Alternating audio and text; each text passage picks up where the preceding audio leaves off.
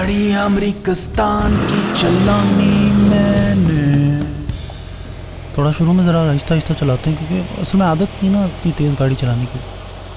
तो जी सबसे ओवरकिल गाड़ी से हम शुरू करेंगे शेवी की कॉर्वेट 1LT। 2 डोर स्पोर्ट्स कूप है, रियर व्हील ड्राइव है, 6.2 लीटर का इंजन है और V8 मुझे तो इस्तेमाल करते हुए डर लगता है कि कहीं आउट ऑफ कंट्रोल ना हो जाए। 0 to 60 miles per hour in under 3 seconds करती है। लॉन्च करने का मौका मिला तो ट्राई करेंगे। ज़्यादा कुछ स्टैट्स लगाने से मेरे को फ़र्क नहीं पड़ता भाई, मैं तो फील वाला बंदा भाई। पता है ना कौन से स्विचेस हैं, कहाँ पे लगे हैं, किस वाले बटन से कौन सी चीज़ चलती है, और हाथ में देते हो तो कैसी लगती है। बेटा तेल के प्रेशर और टेम्परेचर की क्या शरारत है, दर्जा हरारत है, ये कैसी बगावत है।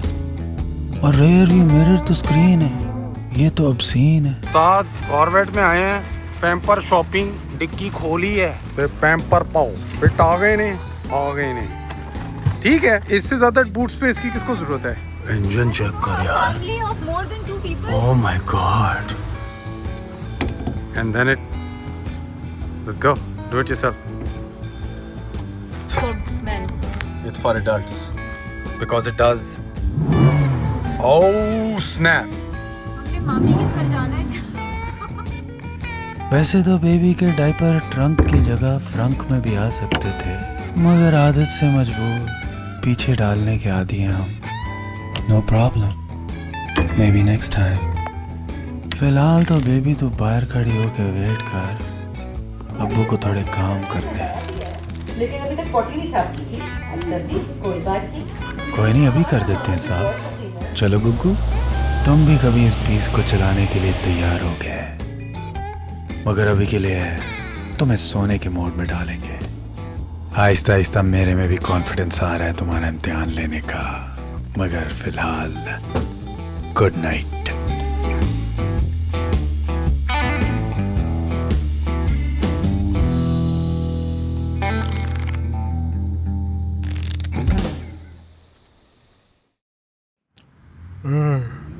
आज मूड सही बना है, पावर चेक करेंगे इसकी।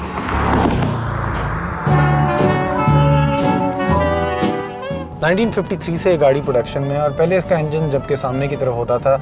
2020 में इन्होंने फैसला किया कि इस गाड़ी को मिड इंजन कार बनाया जाए, यानी कि इंजन पिछली तरफ लगाया जाए, और ये इंजीनियर्स का एक तरह से ख्वाब होता है। और तब से ये गाड़ी का एक और तरह से रिवाइवल इसकी मशहूरी का चलता है, जबकि इसकी मशहूरी में कभी कोई डिप नहीं आई अमेरिकन कल्चर के अंदर। ये अमेरिका की एक क्लासिक स्पोर्ट्स कार है क्योंकि पॉप कल्चर के अंदर तकरीबन 3000 से ज़्यादा फिल्में जिसके अंदर इसकी रिप्रेजेंटेशन है और यहाँ पे देखने में काफ़ी आम नजर आती है। ऑफ कोर्स अमेरिका की मैन्युफैक्चर्ड कार है थ्रू शेवरले।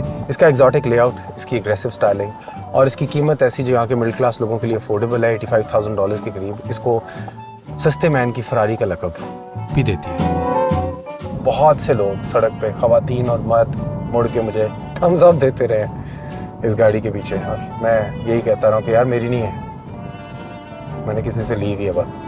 जबकि इनकी ये काफ़ी एक अफोर्डेबल स्पोर्ट्स कार के अंदर पाई जाती है, लेकिन पाकिस्तान तक पहुँचते पहुँचते ये तकरीबन 5 करोड़ की गाड़ी बन जाएगी। यहाँ पे 2.5 करोड़ की है। ऐसा नहीं कि पाकिस्तान में गाड़ी पाई नहीं जाती, कुछ लोगों के पास है वहाँ पे, लेकिन वहाँ पे बड़े प्रैक्टिकल हर्डल्स जिसके आपको वहाँ पे मिलेंगे क्योंकि इसकी ग्राउंड क्लियरेंस कोई ख़ास है नहीं, तो बहुत ही कम सड़कें हैं जिनके ऊपर आप इसको चला सकते हैं। यहाँ पे भी मैं थोड़ा बहुत स्ट्रगल कर रहा हूँ, कुछ जगहों पे मैं लेके गया हूँ और हल्की सी नीचे से रगड़ी और दिल को जितना बुरा लगा है ना, वो तो प्रैक्टिकल बिल्कुल भी नहीं है। अगर आप बहुत अमीर हैं तो हो सकता है आपने रखी दी हो, वो भी शौकीन अगर आप बहुत ज़्यादा हो।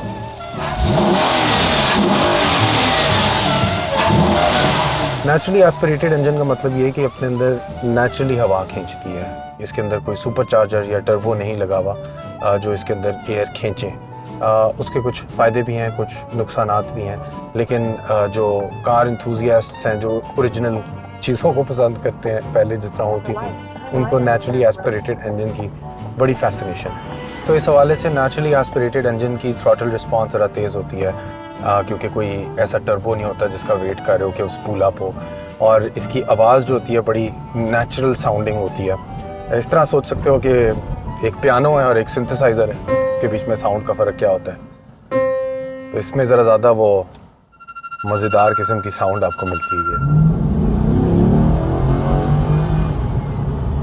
पावर डिलीवरी भी स्मूथ और लिनियर होती है, जिस तरह आप एक्सपेक्ट करते हो। एकदम से आपको पावर नहीं मिलती, लेटर रेव्स में जाके थोड़ी प्रिडिक्टेबल होती है इस हवाले से। वैसे तो अगर आपको टर्बो इंजन की आदत भी हो जाए तो वो भी आपको प्रिडिक्टेबल ही लगने लगते हैं, तो आदत की बात होती है उस तरह। तो नेचुरली एस्पिरेटेड इंजन अब गाड़ियों में कम पाए जाते हैं, तो ये एक यूनिक वैल्यू उस हवाले से भी रखती है, क्योंकि टर्बो इंजन और सुपर चार्जर्स अब काफ़ी ज़्यादा कॉमन हो गए, क्योंकि उनकी परफॉर्मेंस ओवरऑल तो बेहतर ही होती है। अमेरिका में जिंदा आबादी के ऊपर ड्रोन उड़ाने की इजाज़त नहीं है, लेकिन मुर्दों के ऊपर उड़ाने की पाबंदी भी नहीं है। तो इधर हम आए हैं यहूदियों के कब्रिस्तान फ़लस्तीन के लिए दुआ करने और गाड़ी की शॉट्स लेने। तो भाई शेवी की कॉर्वेट 2 दिन जो इस्तेमाल की उससे यही मालूम होता है कि ये हर इंसान के लिए गाड़ी नहीं है। यहाँ पे भी ये अपर मिडिल क्लास के लोग ख़रीद पाते हैं और उनके पास एक और गाड़ी होती है, जिस तरह के मिड साइज़ कोई SUV हो या कोई सेडान हो, जिसके अंदर वो रोज़मर्रा की डेली ड्राइविंग करते हैं। मतलब ये दुनिया की सबसे कंफर्टेबल गाड़ी नहीं है एक्चुअली, अगर देखा जाए तो काफ़ी अनकंफर्टेबल किस्म की गाड़ी है। और इसके टोर मोड में मैंने इसको भी जो डाला हुआ है उसमें इसकी थोड़ी सी सस्पेंशन जो है ज़रा हल्की सी नरम है, लेकिन फिर भी आपको ज़मीन का एक एक झटका महसूस होता है। आपको अपनी पिट्ठी के ज़रिए गाड़ी की क्या क्या चीज़ें उसके साथ ट्रेन पे गुजर रही है, ट्रैक्शन की महसूस हो रही होती है, और वही इसका मकसद है। ये ज़मीन पे जमी रहती है गाड़ी, इसकी ट्रैक्शन कभी लूज़ नहीं होती और आप कॉर्नर्स बहुत बेहतरीन तरीके से ले सकते हैं।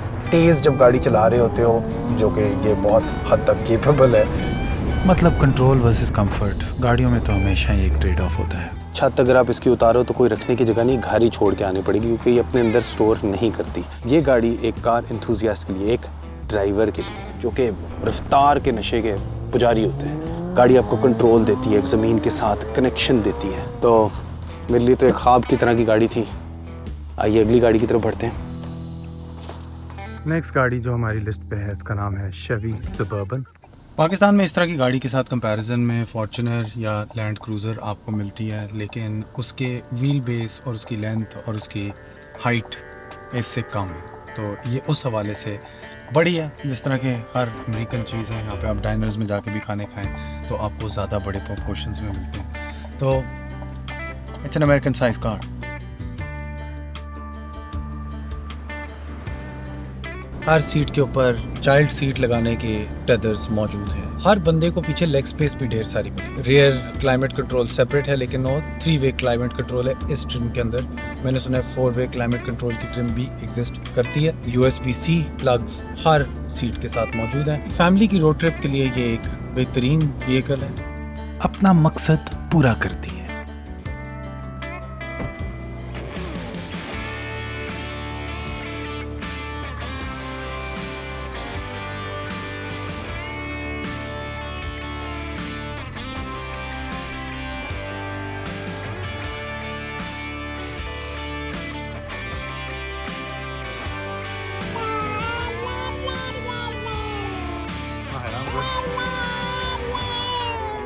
इंडिपेंडेंट मल्टीलिंक सस्पेंशन है, डैम्पनर्स लगे हुए हैं इसके अंदर मैग्नेटिक, जो कि हर 1000 मिलीसेकंड के अंदर इसको अडेप्ट करते रहते हैं। और एंड में आपको सस्पेंशन का इफेक्ट ये मिलता है कि एक स्मूथ है, फ्लोटी किस्म की सस्पेंशन है, लेकिन ऐसे जैसे आप गाड़ी के कंट्रोल में, मतलब लार्ज वेंटिलेटेड डिस्क ब्रेक्स हैं जिसके अंदर एडवांस ABS कंट्रोल है।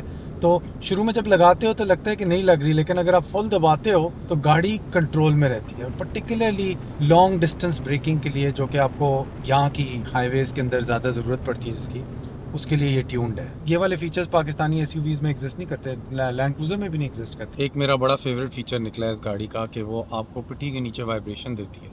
अगर आप लेन राइट वाली तोड़े हो तो राइट साइड का आपका बट चीक वाइब्रेट करता है। अगर आप लेफ़्ट साइड से लेन तोड़े हो तो अभी जिस तरह मेरा लेफ़्ट साइड का बट चीक वाइब्रेट कर रहा है। शेवी सबर्बन में बैठे दूर एक और शेवी सबर्बन को स्पॉट किया, लेकिन ये प्रीमियर ट्रिम नहीं लग रहा। ट्रिम्स की ये गेम है या रिम्स हैं या वेरिएंट्स हैं। खेड़ियों पे बैठे थे जो रेडियो पे, अब वो नई गाड़ी लाए, नए ट्रिम्स, नए variants. Bring on the next car, baby. जिस तरह किया की सेरेंटो और Hyundai की Santa Fe या किया की Sportage और Hyundai की Tucson एक दूसरे से सिमिलर है, उसी तरह शेवी की सबर्बन और टाहो यूकॉन GMC की XL और यूकॉन के साथ सिमिलर है। क्यों? इंजन सेम है, अंदर के इंटीरियर बड़ी मच सेम है, जिस बेस के ऊपर उनको बनाया गया है वो भी बड़ी मच सेम है, पेरेंट कंपनी भी सेम है और तकरीबन गाड़ियाँ उसी तरह ही कंस्ट्रक्ट की जाती हैं। उनकी ब्रांडिंग थोड़ी सी फ़र्क होती है। कोई अपने आप को जिस तरह स्पोर्टेज के मामले में अपने आप को स्पोर्टी इंटीरियर की तरफ डिज़ाइन वाइज अलाइन कर लेता है या थोड़े से फीचर्स ज़्यादा स्पोर्टी वाली तरफ के दे देता है, दूसरे जो होते हैं वो अपने आप को शायद लग्जरी की तरफ अलाइन कर लें।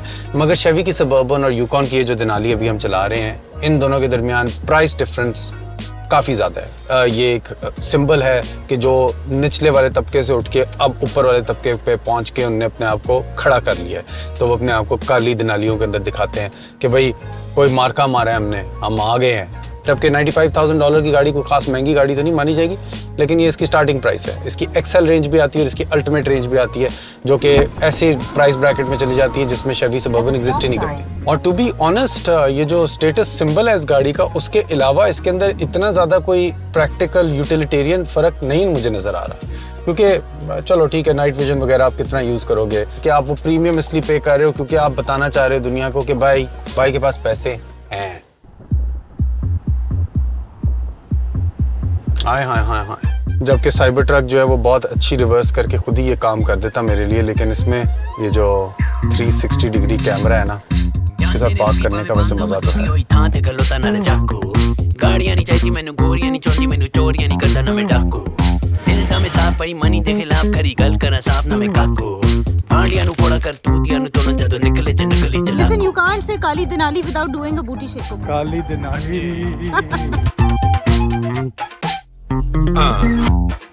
आस्तीन के सांपों की कांपती हुई टांगों की पकती है यहाँ पे अब चांपे, रोकड़ा था खोपड़ी में, सो रहा था झोपड़ी में, कर लेने आया था हिसाब से, लाखों के कामों में धांधली हजारों की, यारों ने जो पकड़ रखा सामने, तो बातें पहाड़ों की, गोलियां हवाओं में बंद है जो पीछे अब से लाख है। एदिया में लुकिया डेट करना यार नी लोया दसना मत लोया पीछे दे वेग मुंह तबखा लोया। वही मैं पाजी के गाने के बाद से काली दिनाली चलाने की बड़ी ख्वाहिश रही है, लेकिन आज वो ख्वाहिश दूर हो गई है। अब हम चलेंगे डॉज चैलेंजर की तरफ। अमेरिकनों का मसल कार्स के साथ ये पुराना एक नाता कायम रख रही है। 1970 में जब अमेरिकन हेरिटेज में मसल कार शुरू हुई थी, तब से ये गाड़ी का तकरीबन यही मॉडल है। वाइड स्टांस, अग्रेसिव फ्रंट, मोटे टायर, वही गाड़ी है चैलेंजर। ज़्यादा कोई डिज़ाइन में चेंजेस नहीं लाए लोग। आजकल मर्दाना लफ्ज़ एक किस्म की गाली बनना शुरू हो गया, स्पेशली वो क्राउड के अंदर। लेकिन अगर मेरे से पूछो तो माचो चीज़ें मुझे बड़ी पसंद हैं, और ये गाड़ी का डिज़ाइन जो है वो यही चीखता है कि ये एक माचो मर्दाना दबंग किस्म की बड़ी गाड़ी है, मसल वाली। ये एक और बात है कि इस वाली के अंदर V6 इंजन है, ऑल व्हील ड्राइव है, तो कंफर्टेबल भी है और प्यारी सी भी है आपके काम के लिए, लेकिन देखने में तो मर्दाना लगती है ना। और half of the game is in the looks. Old school muscle cars की तरह ये अनकंफर्टेबल नहीं है, मॉडर्न है। नॉस्टैल्जिया एक तरह से आपको सर्व करती है, क्योंकि इसके अंदर टच स्क्रीन भी एग्जिस्ट करती है, ड्राइवर एड वगैरह भी एग्जिस्ट करता है, सेफ्टी फीचर्स भी मौजूद हैं। साइड व्यू मेरे ज़रा थोड़ा छोटू है यार, ये सारे ट्रक श्रक चलाता रहा हूँ, उसके बाद ये वाला ज़रा थोड़ा छोटा लग रहा है। ऊपर नीचे करके देखना पड़ता है कि कोई है भी कि नहीं। स्क्रीन के मामले में भी छोटू स्क्रीन है, वायरलेस कारप्ले नहीं है, लेकिन वायर्ड एंड्रॉयड और कारप्ले दोनों है। पुराने ज़माने के शौकीन लोग इस इंस्ट्रूमेंट क्लस्टर को पसंद करेंगे, क्योंकि गेजेस रेट्रो किस्म के हैं जो सुइयों के ज़रिए आपको आपके RPM और आपकी स्पीड बता रहे हैं, लेकिन साथ साथ LCD स्क्रीन भी दी हुई है, जो कि आप यहाँ पे नए ज़माने को सलाम कर सकते हैं ऊपर नीचे करके। गियर के मामले में काफ़ी अश्योरिंग किस्म का गियर है, जो कि जब आपके हाथ की मुट्ठी में आ जाए तो आपको ऐसे लगता है कि आप कंट्रोल में हैं। और मैं क्योंकि अभी तक पैडल शिफ्टिंग का आदी नहीं हुआ, तो सीधा इसको मैनुअल में डाल देता हूँ और हस्बे ज़रूरत ऊपर नीचे करता रहता हूँ। फ़िलहाल D में जाएंगे। पेनस्टार का V6 3.6 लीटर इंजन है, 302 हॉर्स पावर है, 268 पाउंड पर फीट टॉर्क है। न्यूटन मीटर यहाँ पे नहीं चल रहा क्योंकि ये अमेरिका है।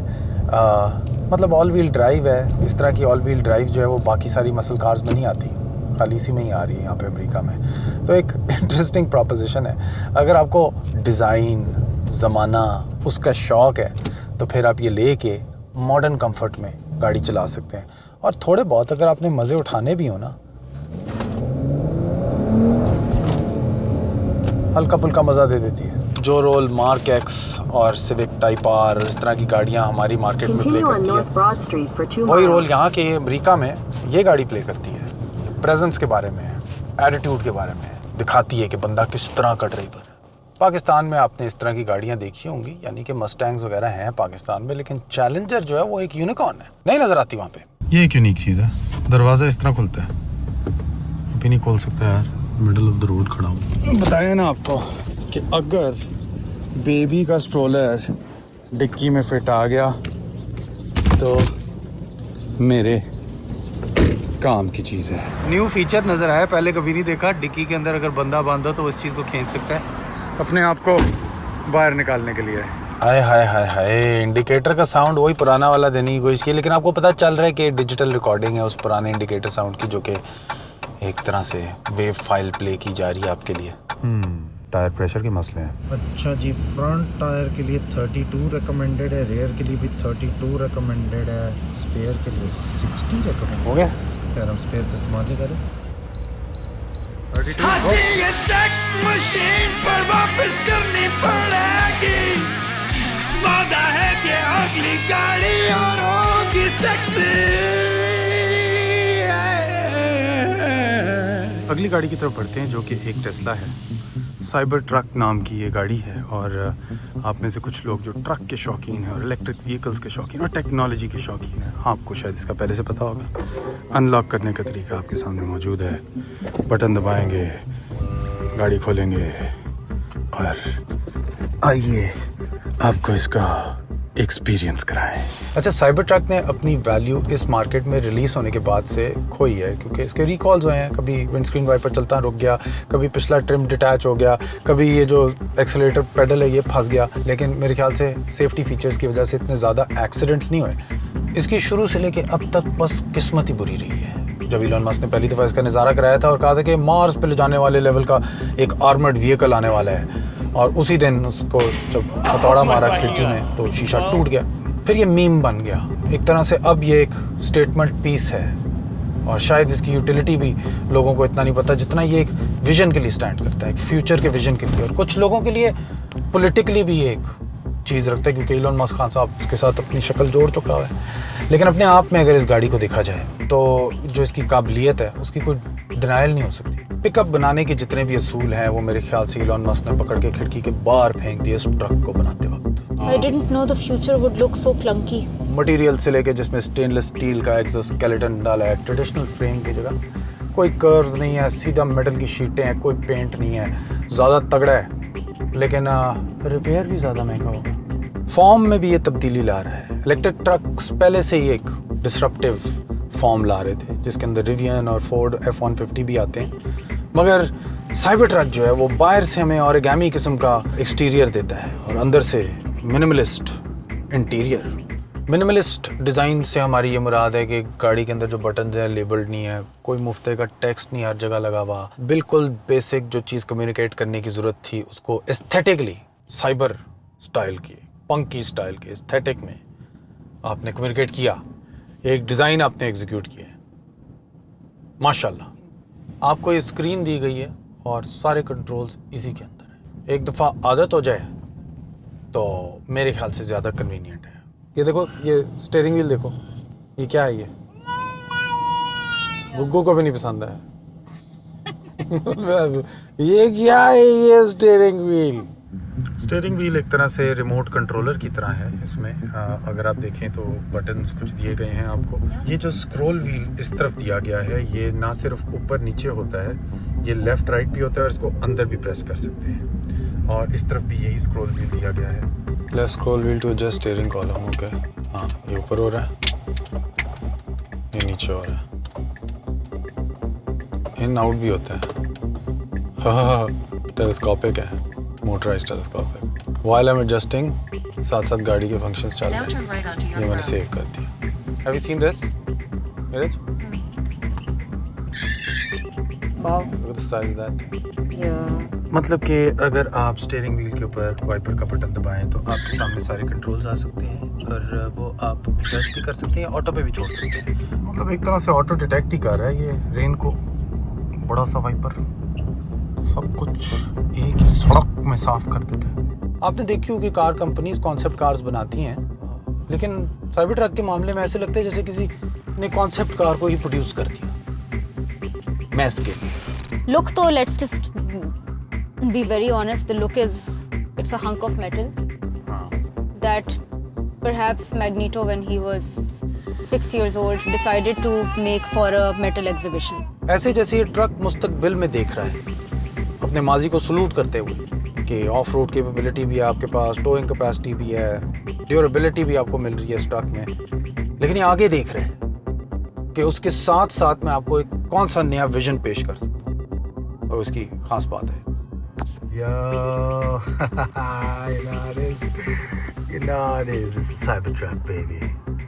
बराबरी में प्यार और मोहब्बत मैंने इनकाउंटर की है इस मशीन के लिए।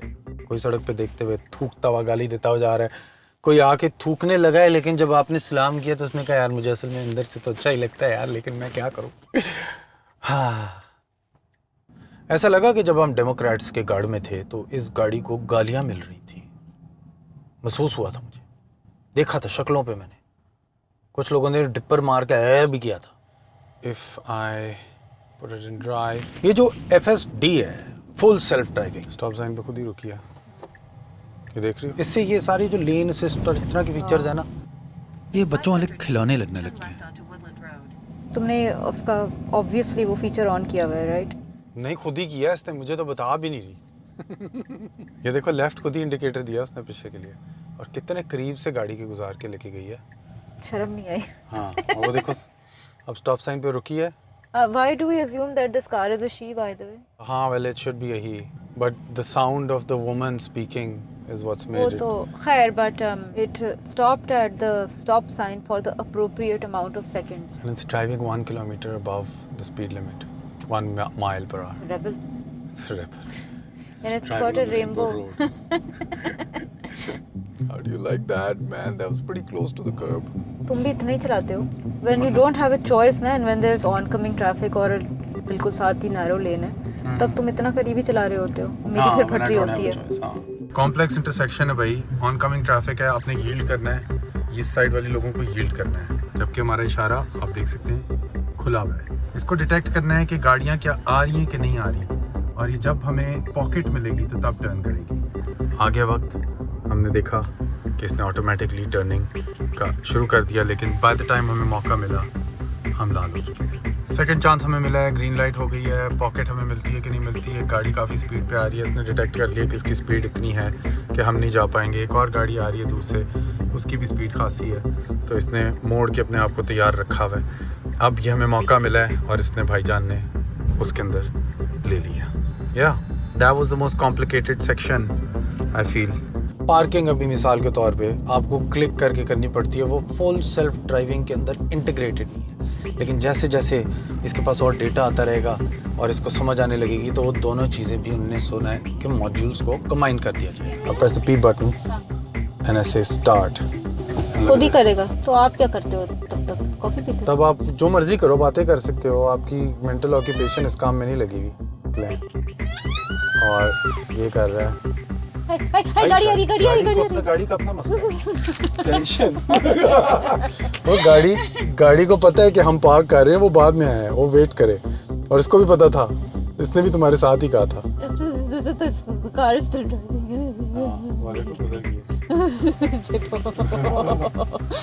And we're parked. I can just imagine that ये जो लेटी हुई है ना, ये अभी निकलेगी और इसके जो हाथ है ना, ये बनेंगे और इसको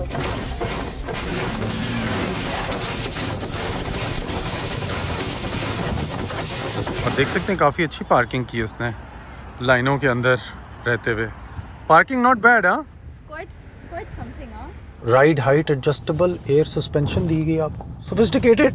सामने वाली स्टोरेज स्पेस इतनी कुछ ज़्यादा नहीं है, इंप्रेसिव नहीं है, लेकिन जो पीछे ट्रंक में जगह है उसके ऊपर तो बंदा गाने लिख सकता है। Flat floor between the front seats, perfect for stashing smaller stuff like a backpack. Grok भी गाड़ी के अंदर पहले से ही लोडेड है। We go to charging, we press open charge port. Now hopefully ये जो केबल है ये पहुंच रही है। ਹੁਣ ਇਹਨੂੰ ਮੈਂ ਲਾਣਾ ਅੰਦਰ। मतलब अभी 32 किलोवाट की स्पीड पे चार्ज कर रहा है, लेकिन चार्जिंग स्पीड नज़र आ रहा है आहिस्ता आहिस्ता इंक्रीज़ होती जा रही है। तो 30 मिनट से तो कम ही लगेंगे, हम उतनी देर अंदर जाएंगे। 5 मिनट है हमारे पास, यहाँ पे कॉफ़ी शॉफ़ी पकड़ते हैं, वापस आते हैं, देखते हैं कितनी चार्ज हुई है उतनी देर में। हाँ, पीछे से चार्जिंग स्पीड 75 किलोवाट पे पहुँच गई थी, तो इसीलिए मैंने मैप से सिलेक्ट किया था कि अगर तेज़ वाला चार्जर देना प्लीज़, जल्दी से चार्ज करके निकलेंगे। अगर स्पीकर सिस्टम का जायज़ा लगाना हो तो एक मौसीकार के लिए अपने गाने से बेहतर कोई टेस्ट है ही नहीं, क्योंकि उसने मिक्स किया होता है, उसने बनाया होता है, उसने हज़ारों बार सुना हुआ होता है। अच्छी नीयत से खेली थी मैंने पासी, बायो डेटा बैकग्राउंड चेक से होगी राशि, इसी को ही तो कहते हैं कामयाबी जी। रिवायती फॉर्मेलिटी की थी कुर्बानी, शायद इसी वजह से हो गई नादानी, सजा है अपनी निभानी वफादारी जी। दिल को काबू कैसे करूं, मिलके भी उससे ना मिलूं, फिल वक्त क्या जलता ही रहूं जी। राजी मन को राजी रखूं, चाहत से चाह अलग करूं, हंसते हंसते मैं रो पड़ूं जी। कांटों के जंगलों में गुम गया तेरा मियां टुन, पड़ा बैठा था बाजार में का इंतजार में, हाथ में गुलाब लिए फूलों के रंगों से मुखड़ा सजा के, सोनी मेहंदी लगा के है खुमार में, ये तेरी हार है जुल्फे निखारते हुए। तुझे जाने कैसे दे इस दिल का तू रोजगार है, दिल कैसे बोले झूठ ये तेरे लिए गिरफ्तार है। तुझे जाने कैसे दे तेरी एक हंसी भी शराब है, दिल कैसे बोले झूठ जब इतनी तू होशियार है।